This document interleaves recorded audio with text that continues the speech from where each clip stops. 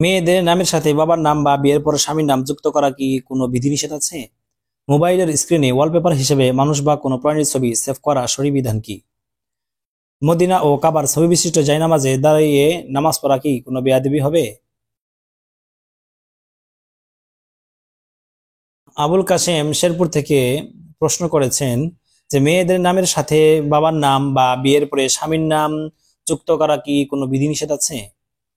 মেয়েদের নামের সাথে স্বামীর নাম বা বাবার নাম যুক্ত করা হয় পরিচিতি লাভ করার জন্য। তবে কোরআন হাদিসে এবং পূর্বসূরি কোনো মুসলমানদের থেকে এই ধরনের কোনো প্রমাণিত নেই, তাই এই ধরনের নাম না রাখাটাই উত্তম। মোবাইলের স্ক্রিনে ওয়ালপেপার হিসাবে মানুষ বা কোনো প্রাণীর ছবি সেভ করার শরীয়ী বিধান কি? মোবাইলের স্ক্রিনে মানুষের ছবি বা প্রাণীর ছবি সেভ করাটা এটা প্রদর্শনীর ছবির মতোই বা ফটোর মতোই।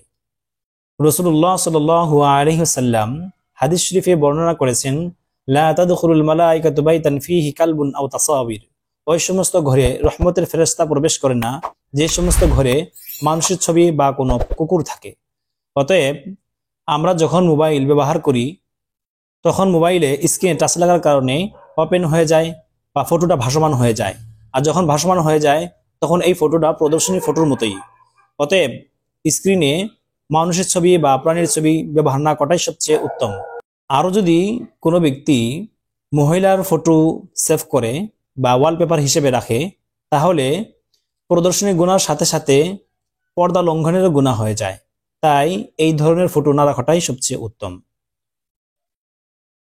৩ নম্বর প্রশ্ন, মদিনা ও কাবার ছবি বিশিষ্ট জায়নামাজে দাঁড়িয়ে নামাজ পড়া কি বেয়াদবি হবে? মদিনা ও কাবার ছবি বিশিষ্ট জায়নামাজ ব্যবহার না করাটাই উত্তম।